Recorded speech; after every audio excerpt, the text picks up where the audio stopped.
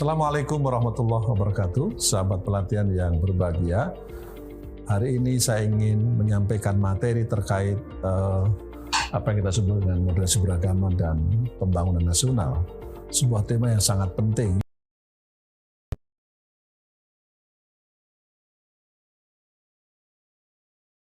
Sebuah tema yang sangat penting karena ini menjadi satu alasannya.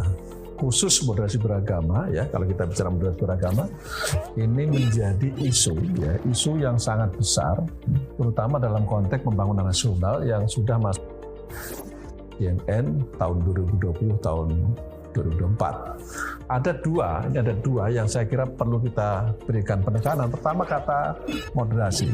Ini kata moderasi ini, ya, sekali kata moderasi ini harus difahami bagaimana cara beragama yang moderat. Nah, mengapa ini penting disampaikan? Karena ada kecenderungan beragama di satu sisi, ada gejala orang beragama itu justru belakangan, ya, sekali lagi belakangan, ada kecenderungan yang menggunakan pendekatan-pendekatan yang terlalu ekstrim di satu sisi, ya. Ada juga yang cenderungnya terlalu yang kita sebut dengan lebih tekstualis. Jadi tekstualis itu juga sesuatu yang ada persoalan tersendiri, tapi terlalu ekstrim juga hal yang lain. Karenanya kemudian yang kita sasar dalam konteks tema ini adalah beragamanya. Beragama berarti lebih kepada pelaku umat. Saya harus menegaskan ini karena kalau agama sendiri sesungguhnya secara konseptual sudah pasti moderat, sudah pasti wasatiyah, sudah mengajarkan normativitas yang moderat, yang inklusif. Tapi problemnya kemudian bicara tentang beragamanya, itu orangnya atau isim fa'ilnya, ya.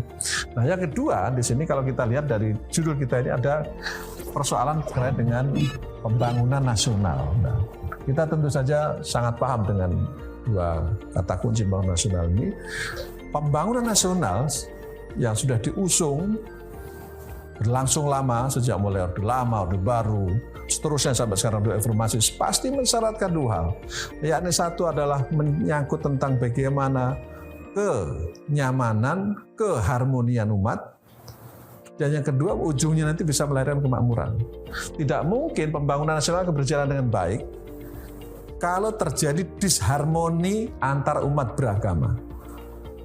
Nah, makanya kemudian dalam konteks dua tema ini, moderasi beragama akan sangat berkontribusi bagi pembangunan nasional.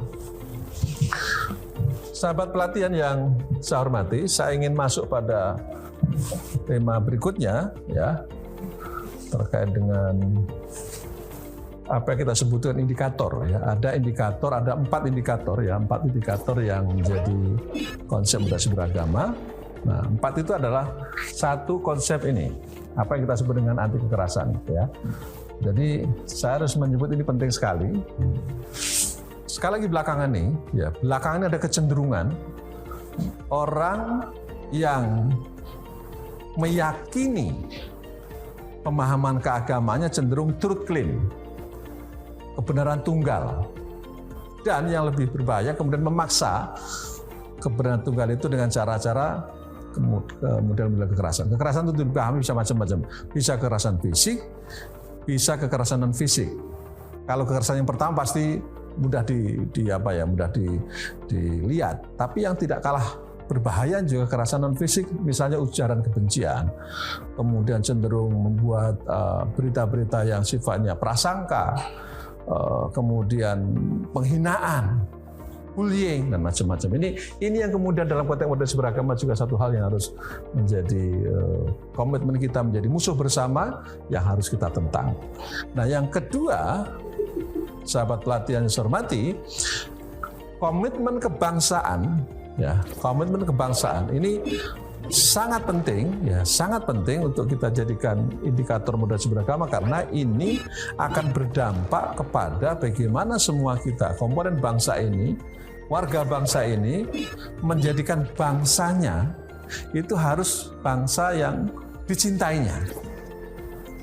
Jangan sampai ada kecenderungan orang hidup di negara yang kita cintai ini, lahir di negara yang kita cintai, bahkan mungkin akan meninggal di negaranya sendiri, tapi kemudian justru dia melecehkan banknya sendiri, ya, menghina bangsanya sendiri, membanding-banding dengan bangsa lain. Itu seringkali yang sering saya komentari, rumput tetangga lebih hijau daripada rumput kita. Padahal tetangga belum tentu punya rumput, ya. Ini saya kira penting. Atau membanding-bandingkan. Ya, jangan dibanding-bandingkan. Kita lahir di negara kita yang kita cintai, komitmen kebangsaan harus menjadi satu hal yang kita kedepankan. Yang dalam bahasa agama kita sering sebut dengan hubbul watan minal iman, ya. Kalau orang Barat sampai pada satu kesimpulan orang sebagai country ini kan bagaimana semua kita membangun komitmen kebangsaan, dan para sobat pelatihan hormati seharusnya ini sejak awal ditanamkan, ya. Kalau kita guru, ya di lingkungan pendidikan. Kita masih ingat dulu kalau tahun 80-an, para guru kita itu sejak awal sudah menanamkan nilai kebangsaan melalui lagu-lagu tanah air, ya, lagu-lagu cinta tanah air, lagu-lagu wajib. Nah, ini saya kira perlu kita bangkitkan lagi, karena memang membangun komitmen kebangsaan harus dirintis sejak usia kita masih di bangku TK, Rodotul Atfal, Bustanul Atfal, dan seterusnya, sampai kemudian pada usia dewasa sangat terbiasa. Sahabat pelatihan, yang tidak kalah pentingnya kemudian orang yang punya komitmen kebangsaan akan melahirkan sikap ini, toleran.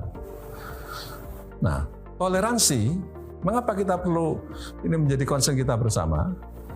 Negara kita ini jelas kita sudah tahu plural dalam banyak hal. Keberagamaannya luar biasa kaya.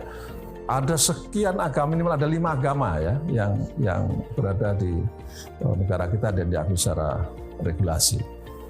Bayangkan kalau kemudian terjadi satu sama lainnya tidak saling toleransi. Maka komitmen kebangsaan satu sisi, tapi sisi yang lain, ya, toleransi adalah hal yang juga mutlak diperlukan dalam konteks membangun moderasi beragama. Hidup bisa toleran kalau dimulai dengan, dalam bahasa yang sering saya ungkapkan, membangun apa yang kita sebut dengan saling mengenal, ta'aruf. Dari ta'aruf insya Allah munculkan toleransi, tasamuh, dari tasamuh insya Allah melahirkan saling mencintai. Min ta'aruf ila tasamuh, min tasamuh ila tahabbu, kira-kira seperti itu. Dan yang terakhir, ini yang terakhir saya kira poin penting yang tidak kalah pentingnya dalam konsep membangun indikator moderasi beragama adalah kita harus ramah terhadap budaya lokal. Mengapa? Karena Indonesia kaya dengan budaya, suku, adat, dan budaya lokal adalah bagian dari kekayaan bangsa. Budaya lokal menjadi ciri bangsa ini yang lahir dari sekian banyak suku bahasa, sehingga budaya lokal juga satu hal yang harus kita pelihara menjadi aset bangsa. Seringkali kalau dalam Islam misalnya disebut dengan al-urf. Al-urf. Jadi ini sebuah konsep yang saya kira sangat relevan dengan konsep ramah terhadap budaya lokal, di satu sisi juga adat istiadat. Saya ingin masuk pada tema berikutnya, ya, yang ini juga penting.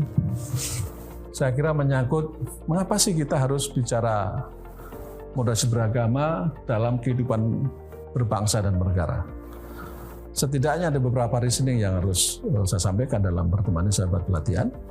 Pertama, ya, kita tahu tadi di awal saya sampaikan, Indonesia sebelum bernama Indonesia, orang sering menyebut Nusantara, ini dulu dikenal dengan, ya, negara yang sangat religius.